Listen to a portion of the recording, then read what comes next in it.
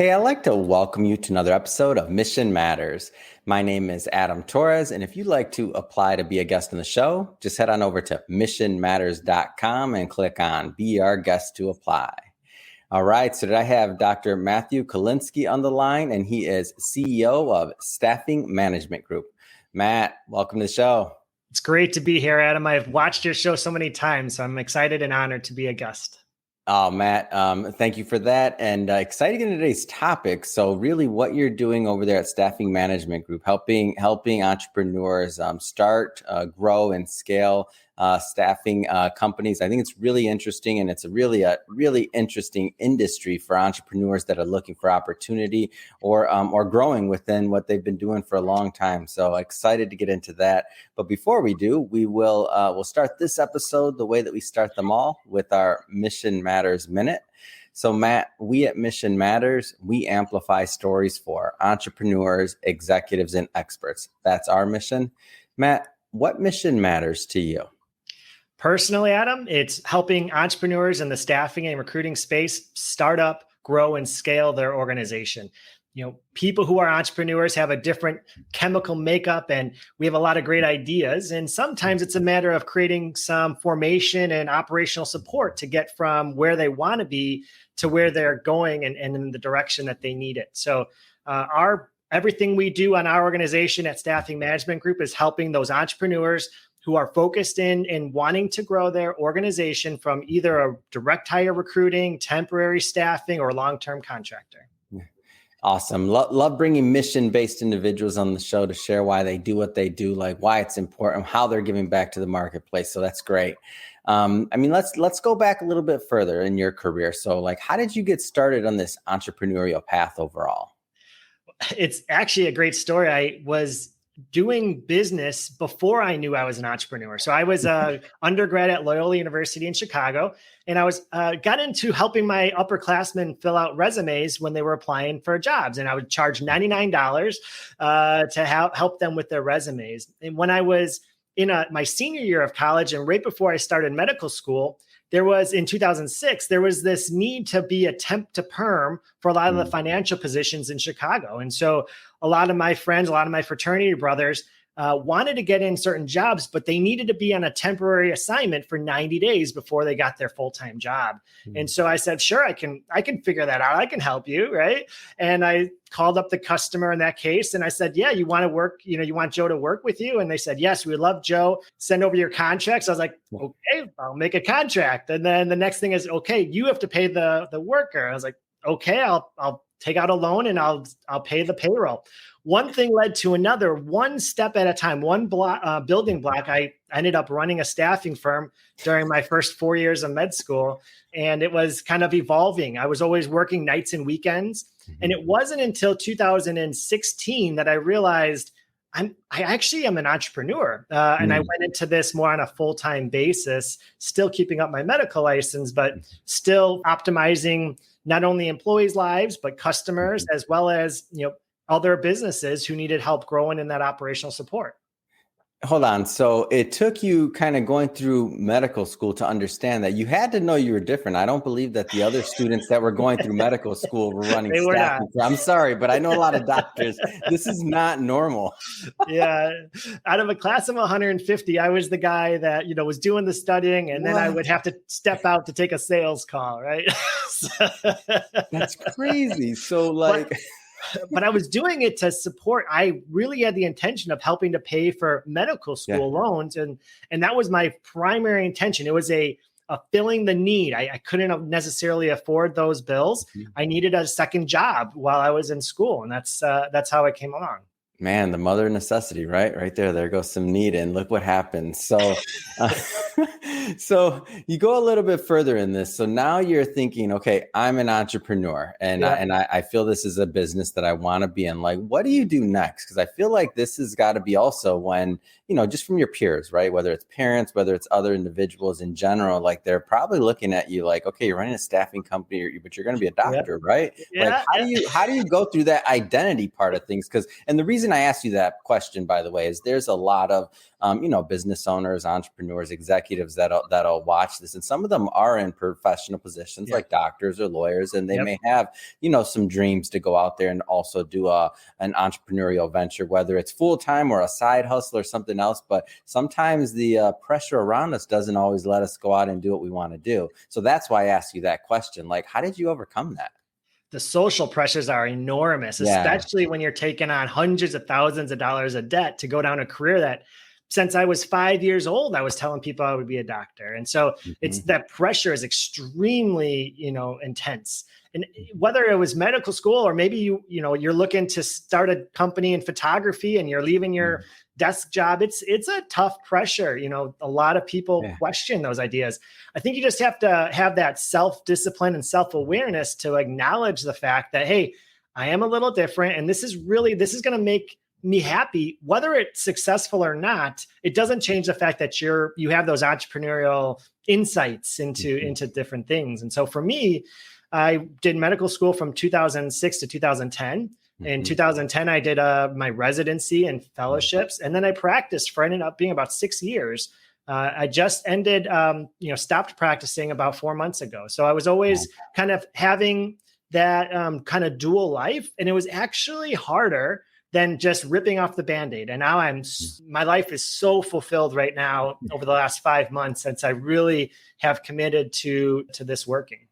Man, that's amazing. And I remember when I made the decision to leave finance, and I'm like, oh my gosh, I was in that business for almost 14 years. And people thought I was crazy. They're like, what? CFP, Series 7, 6, 63, all that sacrifice you made pretty much your whole life since teenage years to go down this path. And now you're going to be a media guy, and you're going to be in a podcast, and you're going to write books. You're a sellout, right? That's what you're about. Oh my gosh, that's great. But look how it's been great for you too. I mean, you've been on this great career as well. So congratulations. Thank you. I appreciate that. And great team that makes this possible. Always. But shifting forward now, so you realize you're an entrepreneur, and then you've taken, your benefit and your gift, and you've also, kind of spread that around. So like, I know you're very active with EO in Tampa and in that area. I mean, talk a little bit more about your involvement in the entrepreneurial community overall. So I mentioned earlier in 2016 was when I first started to identify as an entrepreneur. And that was because I was on the Inc. 5000 list 3 times in a row. And when I went to the conference, there was a little booth in the corner that was just EO, and I had no idea what it was or who it was there. But at that conference, I realized, and I had a conversation. I was like, wait, an entrepreneur, maybe I qualify. Do I qualify? And I realized there's this whole segment of people, about 16,000 members globally, that are exactly like me. And that was the best feeling of inclusion I could have ever had.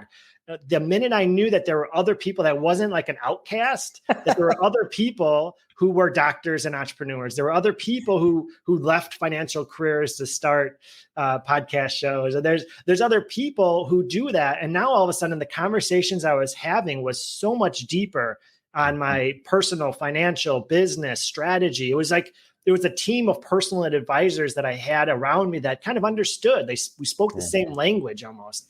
And so in 2016, I joined our local chapter. And like I mentioned, there's 16,000 people globally. So I have interacted with people from Switzerland, some Sweden, all throughout the US. We have regional and local conferences. And so I jumped on the board of Entrepreneur Organization of Tampa, and I've been on the board for 5 years. And currently I'm the president of the chapter, and the chapter is thriving. Oh, it's amazing. Great story. Great story. I want to switch it up a bit. So let's go further into today's topic and really how you're, helping other entrepreneurs in the staffing area. Yeah. First off, like, what was obviously you could have continued just to grow your own staffing company, your own business, gone along your path and dominated and did what you did in growing a business, right? You could have did that, but you decided to not only to obviously do that, but you decided to help other entrepreneurs do the same. Like, what was the shift in that decision? Like, what was the opportunity there? So it's strictly an opportunity, like you said. So in 2006 through 10, I was running my own staffing firm. I had to do my own business development and my own recruiting while I was in medical school. So when I went into residency, I said, well, I have all the operational support and I can continue to work nights and weekends on the operational, the funding, the workers' comp, the payroll. I need to find a solution to bring in the sales and do the recruiting. And I realized I had a group of recruiters, and I was realizing that they had great connections, but they were only doing direct hires. And when you do a direct hire, it's really, a finder's fee for a one-time transaction. And so they were constantly struggling to keep up with, that lifestyle. But when I talked to them about adding temporary staffing to their existing executive search firm, it changed everything. And we were able to help create the authorized dealer program at that time in 2010 to really support other entrepreneurs in the staffing firm, in the staffing industry, help them get up and running like we talked about. So we would not only help them start that first worker, but we also became the employer record, the funding, the invoicing, all of those operational things that they just didn't have time for. And what changed was now they had a baseline revenue from their temporary staffing that paid the bills and helped them make better business decisions in the long run. For example, when you have consistent income from temporary placements, you can choose to bring on additional recruiters or utilize services like LinkedIn that you can pay for different job ads or career builder. Whereas if you were on a one-by-one transaction, you may not get a placement the month of February. You know that in the month of March, you're probably not going to have any income because they pay 30 days later. And so that keeps you up at night because that could happen anytime. But once you get 5 to 10 workers in the field, that creates a steady cash flow that becomes predictable cash flow. And that just changes the whole direction of how people can grow their business. That's amazing. And so taking us further down the line, now helping other companies. So that's where it started. Like, where are we at now? So we created Staffing Management Group to oversee the USA Staffing Authorized Dealer Program because I had lots and lots of conversations, thousands of conversations with people in staffing and recruiting. And the Authorized Dealer Program fills a big need for a lot of executive search firms. But there were always people that we couldn't really help. And my mission, as I mentioned, is to help all entrepreneurs in staffing and recruiting.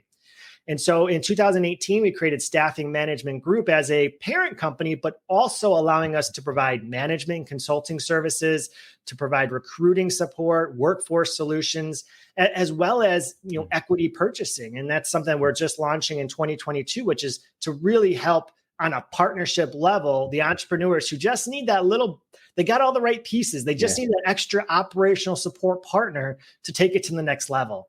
And so one by one, we've been rolling out these, key components to helping entrepreneurs in staffing. And it started with just providing some consulting and then some management. And now it's, we'll help you find those recruiters to help you build your team. And so it kind of has been a growth that's continuously changing and modifying based on what's needed in the environment. Wow, what a story. And so what types of companies do you work with? And what I mean by types, obviously it's staffing, but are you working with only like large companies, like enterprise level, middle market? Are you working with smaller businesses? Give us a feel for the landscape of who you work with. One of the best things about staffing and recruiting is it's people helping people. And so a lot of the big end user customers, the people who are using recruitment firms, or executive search firms, or temporary staffing, typically are those middle to larger companies. However, our clients under USA's Staffing's Authorized Dealer Program are those executive search firms with less than $3 million in revenue that are looking to start up and run a temporary staffing division or take it to the next level. And so a lot of our clients, our authorized dealers that we partner with throughout the country, they tend to be that small to mid-sized staffing firm, 0 to that 5 million in revenue. However, when it comes to the Staffing Management Group, we help anybody from 0 to 100 million in revenue with consulting services, management services. We try to tailor it to the products that are needed from that standpoint. I will say that the use of recruiting versus temporary has dramatically changed. If you look at any of the stats right now, year over year, it's about almost 14% higher use of staffing versus last year. And that's partly from the pandemic, but I think it's also a tool that a lot of smaller to mid-sized companies, end user customers are starting to utilize because it makes sense from a cash flow standpoint. You can try before you buy, but it also builds that relationship. You can kind of work with somebody to really make sure they're a good cultural fit, that they, can do what they say they can do, they can perform, but also at the same time, it eases the relationship a little bit. I think that contractors, the temporary workers, also like it because they can try the customer before they actually get it.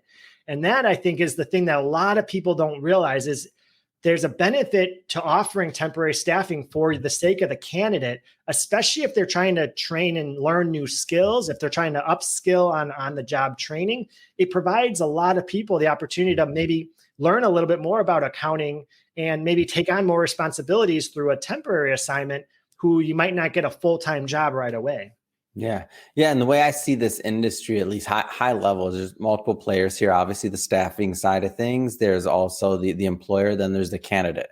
So sticking on, let's just stick with the staffing side of things just for a moment longer, but I do want to explore the employer side and the candidate side a little bit more, but sticking on the staffing side of things, what are some of the challenges that, like, you've used the word multiple times, like operationally? Now, obviously, within the scope of this interview, we're not going to go into all the operations. But do you have another hour? Exactly, right. And that's just to explain just payroll, right? No, like, what are some of the challenges that you found, like when somebody tries to go at it, let's just say alone versus working with a company like yours? Like, give us some examples there. Sure. I could give you 100 examples, but the main components of the limitations why people with 10 years experience at Aerotech or Robert Half, the big firms, they have all the experience in the world. When they break off and start their own business, they run into a brick wall. Part of it is you need to provide workers' compensation to cover the worker. Some of those policies are extremely hard to come by, especially over the last 4 or 5 years.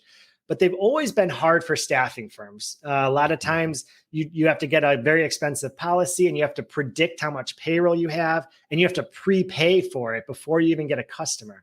The next biggest thing is payroll funding. So oftentimes an end user customer, the customer that you're billing, will have 45 or 60 days to pay the bill, sometimes quicker. But still, you have to pay the employee, pay the taxes, and then wait and hope that they actually pay their bill.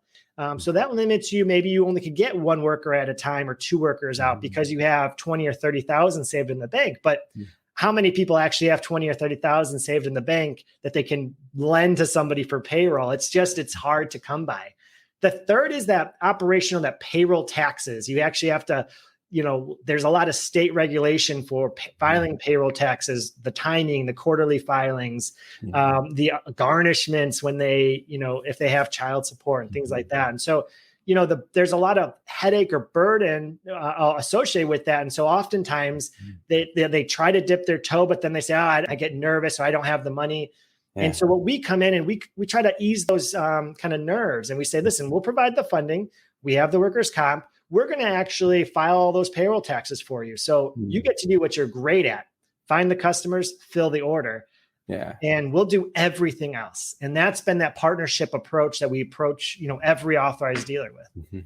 Man, that's awesome. And really what you've done is you've added, from my understanding of staffing, a big part of this is the relationships that have been built over years, whether it's with employers, whether it's with candidates, whether it's with just industry knowledge and niche and knowing those nuances, depending on the type of job that you're placing or executive role you're placing, to really be, a leader in that field. But now what you're doing is you're giving another revenue stream that would have been untapped, possibly, but without all of the additional risk that comes out of going at it alone. Am I off on this? Or you're 100% on that. Second source of revenue allows everybody to sleep better at night because it has predictable income over the next 60 days. And so that you're going to receive profit to make better decisions, to hire people, to maybe take a vacation. If you're only transactional, I find one candidate, I get paid one fee. When you take a vacation, nothing's happening. You're gonna, be behind when you come back from that standpoint. But I think there's a consulting component. Like over the past 12 years since we launched USA Staffing, we've been helping them with like, hey, this is what you can do to better yourself. Make sure you do take that vacation. Make sure you do unplug that phone because we got your back. We're a partner in that conversation. And when they want to bring on a new customer, we go through the contract with them. We help them understand that these are the payment terms. This is how much money you'll make every hour that one worker is in the field. Is this something that you want to move forward with? And we kind of approach it very partner, as a partner to partner conversation. It's awesome. Let's switch focus a bit. I do want to talk about the employer side that you mentioned and the increased use of staffing companies in general, which it makes a lot of sense. The kind of like the try before you buy, or the make sure it's a good company, good cultural fit, and tell me a little bit more about that and what you see happening in the marketplace. So staffing and recruiting is a leading indicator for the economy. When big businesses need to downsize, it affects staffing first before other industries in general. And so over the past 16 years of being in the industry, you see trends. And in 2009, with the big recession we had then, there was a certain trend. In 2018, we saw that there was an abundance of workers hitting the workforce. You didn't have to be good at recruiting to fill good jobs because it was enough workforce for the jobs out there. Mm-hmm. What happened after COVID and what happened in 2022 is that the unemployment rate still staying at 3.8%, and the increase in demand for jobs makes that gap bigger. And the gap is where there's a talent gap. And so from an employer standpoint, they want to work with people who know what they really need, like a specialist in accounting positions who've maybe filled some of their accounting positions in the past on a full-time direct hire basis.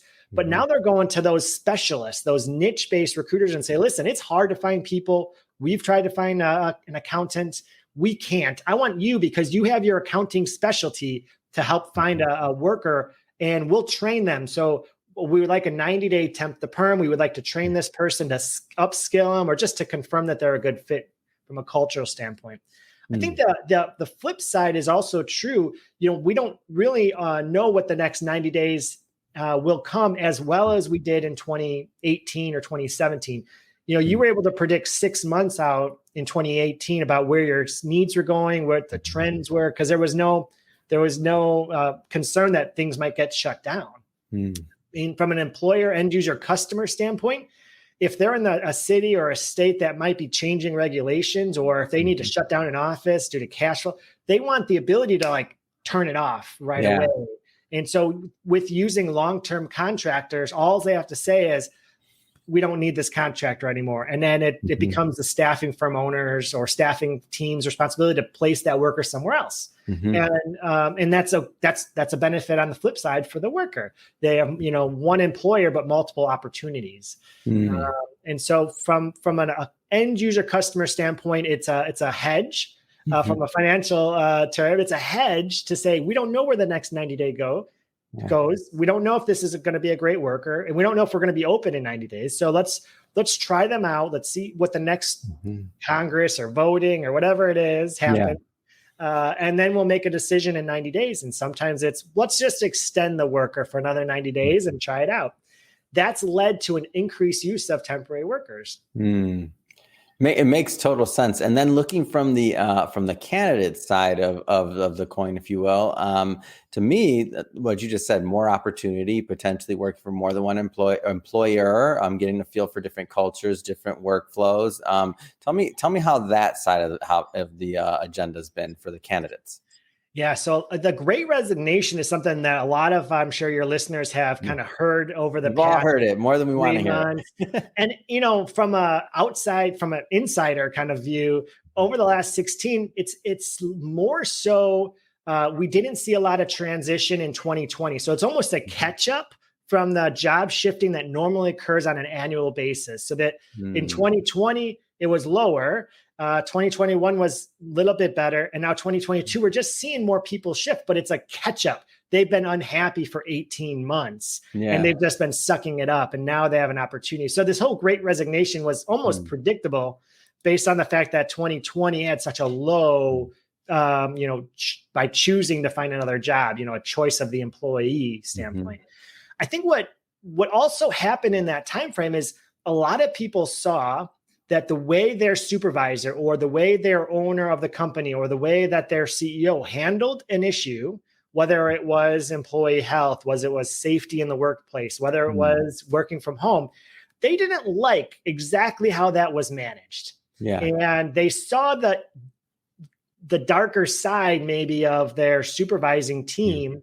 And maybe, and I think at that point they said, hey, this isn't the last time something like this is going to happen. I want whoever's overseeing the company to make better choices in the future. And so I think they're trying to look to see it, is this supervisor team a better decision-making body? And so they can test it out from that standpoint. But they also don't know if the company is solvent or bankrupt when they take a job. And everybody knows somebody who took a job and then 4 weeks later, the job was closed or the company was closed. And so by utilizing, as an employee, by utilizing the use of a temporary staffing firm, not only are they going to get better opportunities within certain markets or industries, but they're also going to have that safety net. Oh, my company, the company I was working for isn't a good fit. I'm still employed with you. Can you just send me to the other customer you mentioned last week? Or, hey, the company I'm working for just closed, or, the boss just yelled, whatever it is. I need to change jobs, and they can pivot into a job without losing a paycheck often. Because the need for workers are so high, it's really the power is in the worker to make sure that they have a good place to work. And they're utilizing temporary placements to feel out the customer and to pivot easier without skipping a paycheck. Now, what kind of placements do you see in the industry? And obviously there can be many, many, but you mentioned accounting more than once. So maybe it's like accounting, like manufacturing, like just give a feel of maybe for those. And what I'm asking basically is a lot of people maybe have never gone down this route, right? They're like, well, I don't know if that's an option for me, or I don't know if that makes sense. But I am looking, like what are the type of placements that are out there? So every industry is hiring right now, but I would say, accounting is one of those where if you're semi-decent with numbers and you may have an associate's degree, you can actually get into a lot of, entry-level accounting positions as accounting clerks, or maybe accounting bookkeeper. So it's a way to train if you can keep numbers straight and kind of are good at learning. But healthcare, non-nursing healthcare, IT and engineering are going to be the top three biggest industries that can not only utilize direct hires now, but also really are utilizing temporary staffing. And so healthcare, non-nursing, what I mean by that is that's the clinical, but not necessarily bedside nurses. We saw a huge influx of bedside nurse staffing in 2020, and a lot of people benefited from that kind of increase. What we're seeing now is the hospitals have reduced their billing what they'll pay for the worker, but the nurses still want a really high pay rate. And so the demand is such, they're about 60,000 nurses short, that the margin for a staffing firm owner is really, really tight. So I always recommend anyone who's doing nursing or of that term to really stick on the direct hire side. But the other clinical positions, physical therapists, occupational therapists, and then specifically IT is huge right now. Healthcare IT is specifically really big. When it comes to the engineering, everything has a technology platform. Everybody has the ability to enroll or utilize technology in their business now. And so computer engineers, architects, IT designers have been big and continue to be big going in for the next 18 months. Awesome. Well, Matt, just have to say it's been great having you on the show, hearing about your background, everything that you've done, and your transition really from being a doctor to a full-time entrepreneur in the staffing space, and being a blessing and helping other individuals in the staffing place succeed and grow. And when you said that part about a staffing individual now having the ability to take a vacation and to know that somebody has their back and to have a steady source of income and things like that. Like I've known people in the staffing in world that were exactly in the position you're talking about, and it's tough. And to be able to take a vacation, to have a steady income in addition to those large lump sums, if you will, when you get some good placements here and there. I mean, that all helps. So I have to ask, so what's next? I mean, what's next for you? What's next for your company? I'm really excited that Staffing Management Group has now been helping businesses in a different way by equity investments or equity partnerships. So when I was talking about the authorized dealer partnership program, it was a split of gross profit type of partnership. It was a partner helping each other. But what we've taken that to the next level, and any staffing firm or recruitment firm that's looking for an equity partner, someone who has the infrastructure to help you grow, we can go deeper and really make some really great things happen with your business. And so I'm really excited about that equity part of Staffing Management Group. Oh, that's awesome.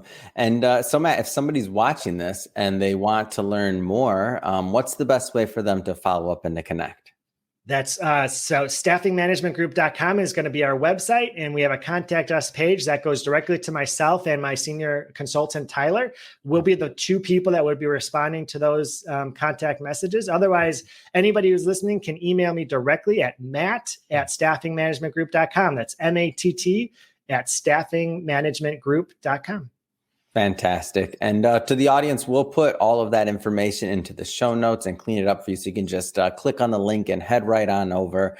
And speaking of the audience, if this is your first time with Mission Matters, we're a platform that's all about bringing on entrepreneurs, executives, and experts and having them share their mission. Why do they do what they do? Like, what gets them excited and fired up to go out into the marketplace and to make a difference?